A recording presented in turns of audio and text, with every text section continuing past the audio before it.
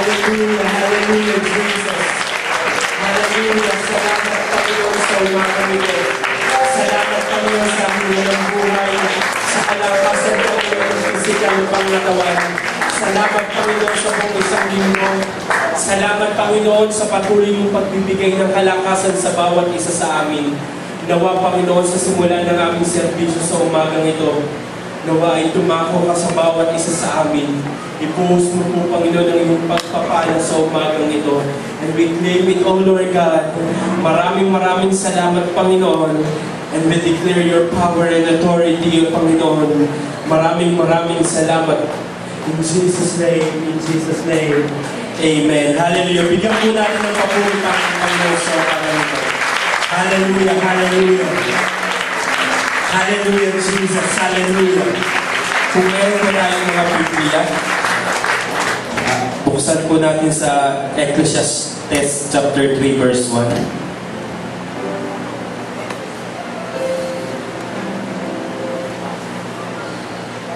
Ang sabi po, to everything there is a season and a time for every purpose under heaven. Hallelujah. At pansamantala muna po tayong makakaupo.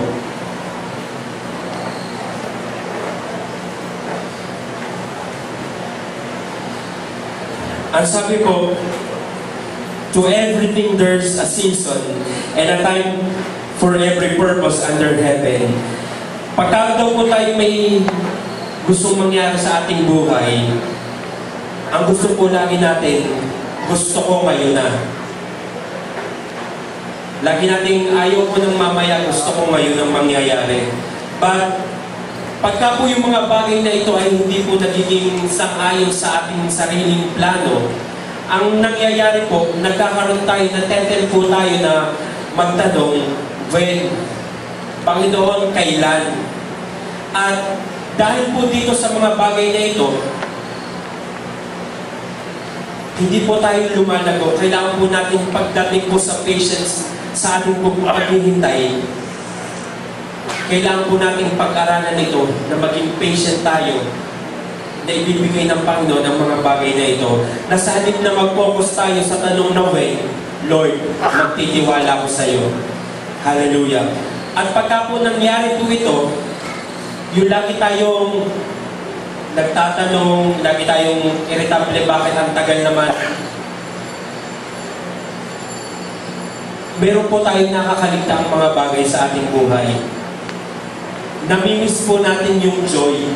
Namimiss po natin yung peace na dapat meron tayo. Kasi itong joy and peace na ito po yung isa sa mga dalawa sa mga bunga ng fruit of the Spirit na mapapasa po natin sa Galatians chapter 5, verse 22. At kapag po daw nangyayari itong mga bagay na ito, nagkakaroon daw po ito ng harmful effect sa ating Christian walk, sa ating Christian pamumuhay. At ang sabi po, ang wait with patience, ito po ay isa sa, sabi ko nga po, ito po isa sa fruit of the Spirit. At pagka nagkakaroon, nawawalan daw po tayo ng patience sa ating paghihintay, hindi po tayo nasasatisfy. Lagi na kahit may dumadating na blessing sa atin na hindi naman natin hinihingi, laging kulang pa rin ito. Laging, bakit ayaw ko nito, gusto ko yung isa, mas malaki ito. Pero pagka daw po tayo, na-develop natin ito, magkakaroon daw po tayo ng satisfaction at nararamdaman natin na hindi man dumating yung pinakahinintay nating blessing, pero ito laging sapat. Kahit na araw-araw may blessing, kahit na yung ang gusto kong mangyari nandito, pero yung na-develop nating patience, habang dumadating, tumataas at tumataas, hindi siya nawawala, hindi siya nagkukulang. At ang sabi po, accept God's timing. Meron po tayong ginagawang timetable sa ating buhay. Gusto ko pagdating ko ng 5 years, ito na ang kailangan kong magawa. Pagdating ko ng 10 years, kailangan ganito na ako. Sa susunod ng taon, gusto ko itong makukuha ko. Pero, alalahanin po natin na ang pangako ng Panginoon ay laging nasa atin. Hindi man siya dumating ngayon, pero sigurado, para sa iyo yan.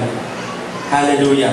We know that God's plan for us, plan for our lives, and kapag daw po natin ini-entrust ang ating sarili sa Panginoon, at nagtiwala tayo sa Kanya, sa Kanyang timetable, sa Kanyang timing para sa ating buhay, dito daw po natin may experience yung peace at yung complete happiness sa ating buhay. God's training period simply requires us to do what He tells us to do. When He tells us to do it without questioning or trying to figure out. Sa bawat araw po, meron po talagang, kahit na po sabi nga po ni Micah noong Friday po, yung paghihintay daw po, once na nakamit na natin yung blessing na yun, kahit gaano katagal yan, kahit gaano kahirap yung maghintay, pero nung na-receive daw po niya yung blessing na hinihintay niya, parang yung isang blessing na lang yun, parang nakumpleto ng kanyang buhay.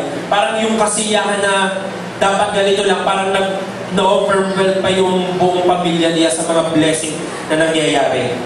At ang pangatlo po, learn to rely on God. Sabi nga po, kung gusto po natin lagi daw po tayo sabi nga po sa Proverbs chapter 5 verse 6, lean on, trust in, and be confident in the Lord with all your heart and mind, and do not rely on your insight or understanding. Kasi po, pag iisipin po natin lagi, gusto ko ito dapat ang mangyayari sa akin. Ito dapat ang nangyayari sa aking buhay ngayon. Ang ginagawa po natin, na ang dapat Diyos ang gagawa sa ating buhay, tayo na yung pumapalit sa Kanya. Nasa halip po, we try to rely on God, kung ano man ang mangyari, Panginoon, I will trust you. Hindi man ko makamit ang lahat, I will trust you, Lord. May mga pagkukulang man sa aking buhay, Lord, I will trust you. Lord, ibibigay ko ang aking buhay sa iyo dahil ikaw ang nakakaanap ng aking buhay. At ang pang-apat po ay from seed time to harvest. From patience, from accepting God's time to relying to God, kapag daw po dumating yung harvest time.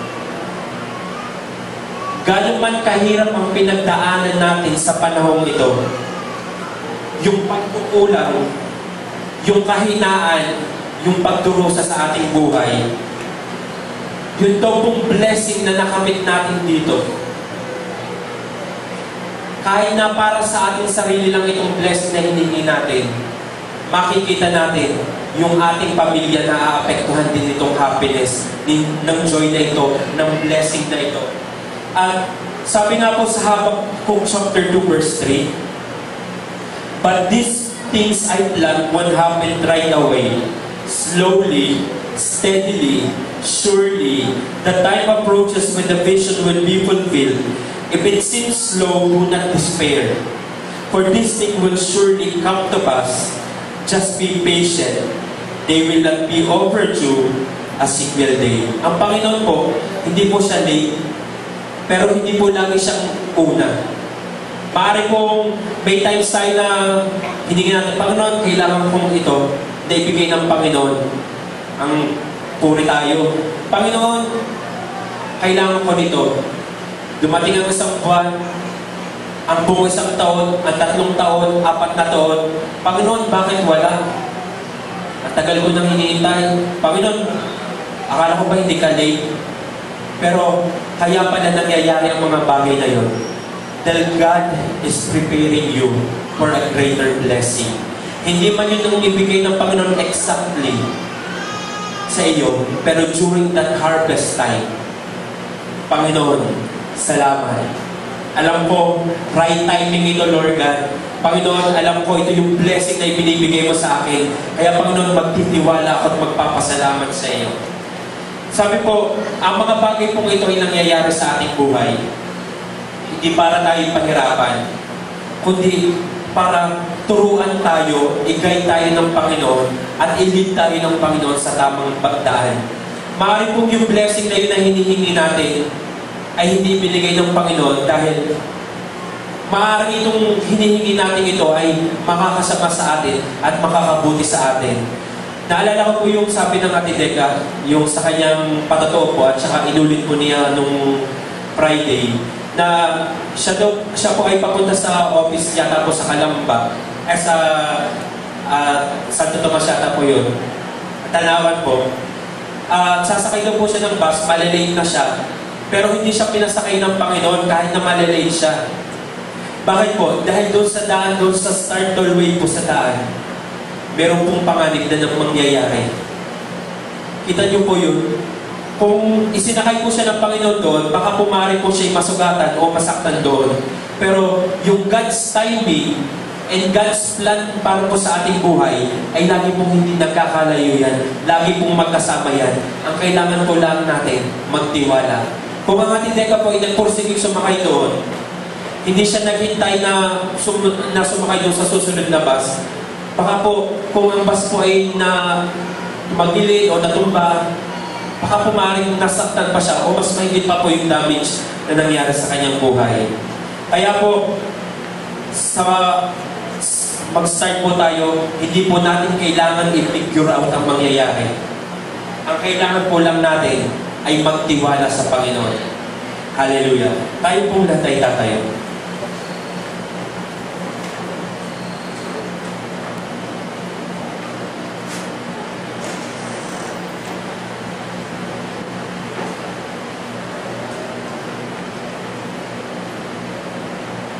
Sabi po, God can be trusted.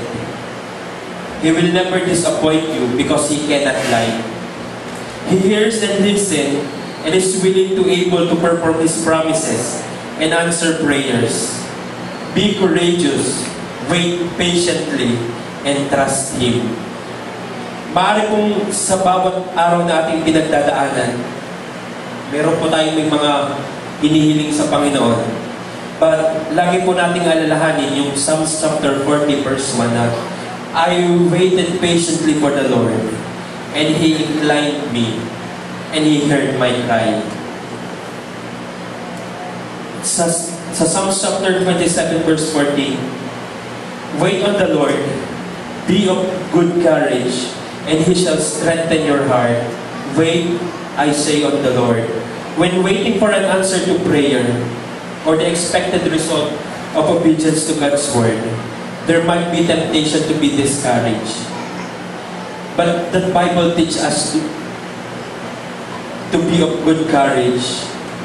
Courage enables one to face extreme dangers and difficult without fear. Pari pong narinig nyo paulit-ulit lang ang sinasabi ko. Pero ang pinaka-boiling point po nito ay yung ating pagtitiwala sa ating Panginoon. Hindi man natin makuha ang lahat ng bagay dito sa mundo, pero Panginoon, magtitiwala ako sa iyo. Magtitiwala ako, Panginoon, sa iyo. Dumating man yung paghihirap sa aking buhay, dumating man yung kakulangan, Panginoon, magtitiwala ako sa iyo. Lord, maaaring hindi ko na ibibigay ang lahat. Maaaring dumadating ang pagsubok sa aking buhay. Lord, magtitiwala ako sa iyo. Kahit na po yung nasa paligid natin nagsasabi, hindi mangyayari yan. Imposibleng mangyari yan. Kahit kailan hindi mangyayari yan. Kahit yung pinaka-imposibleng bagay na hihingin natin, hindi mangyayari yan. Ayan po ang sinasabi ng mundo. Pero ako, Panginoon, I will stand still. Mananatili akong nakatayo at nakataas ang aking kamay. At sasabihin ko, Panginoon, I will trust you. I will trust you.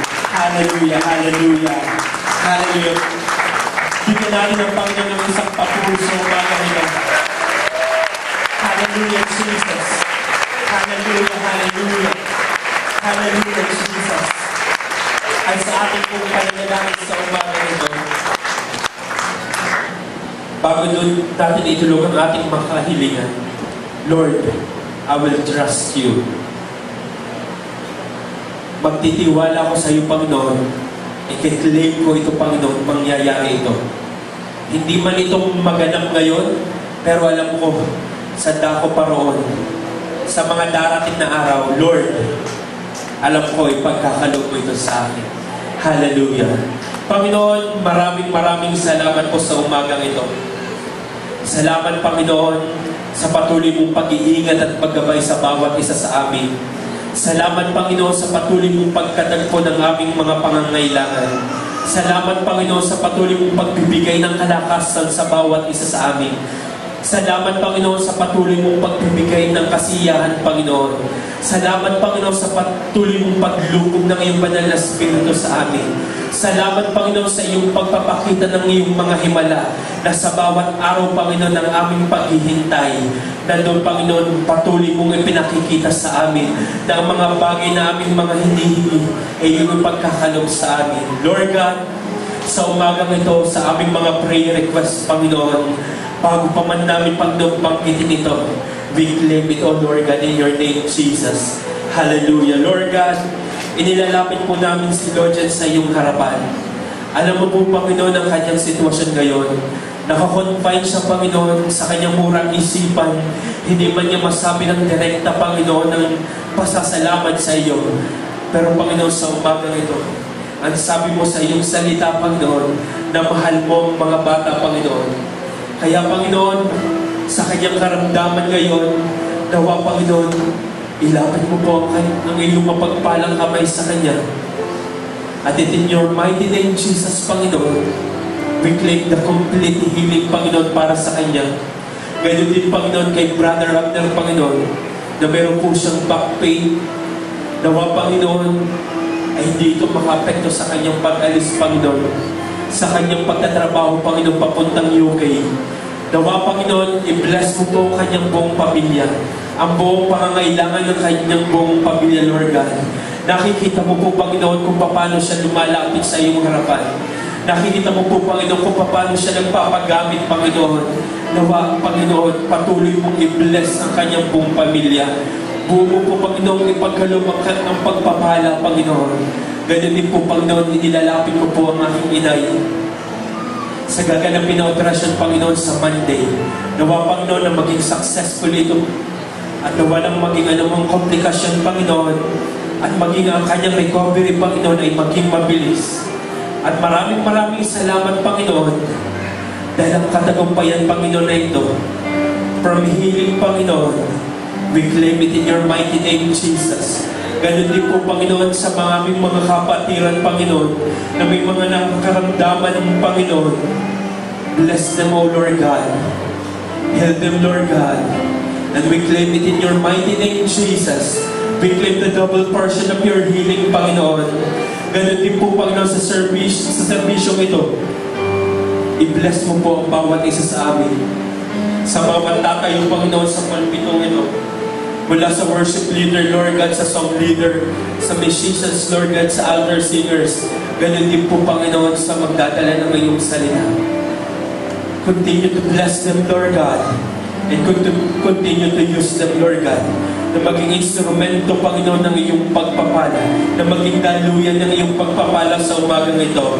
At maraming salamat, Panginoon. Ibinabalik po namin ang papurit pasasalamat sa nag-iisa mong tanging pangalan, Jesus. In Jesus' name we pray. Amen. Amen. Hallelujah. Hallelujah.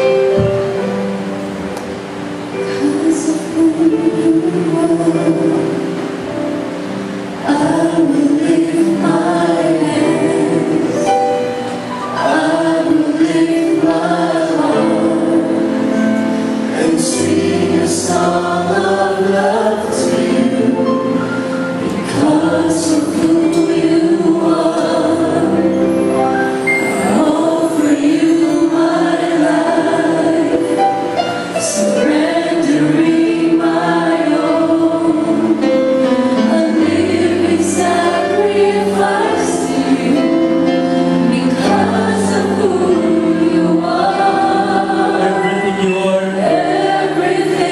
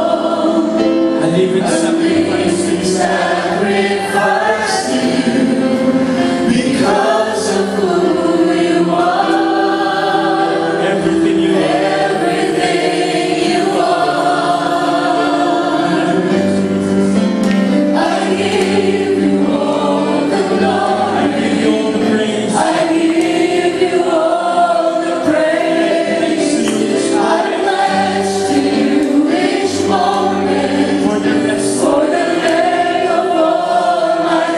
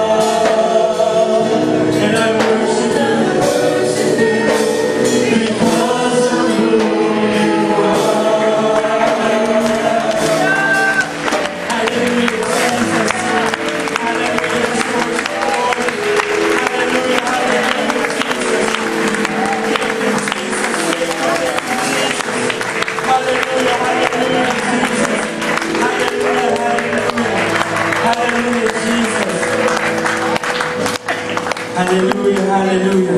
At pansamantala mo lang po tayo makakaupo.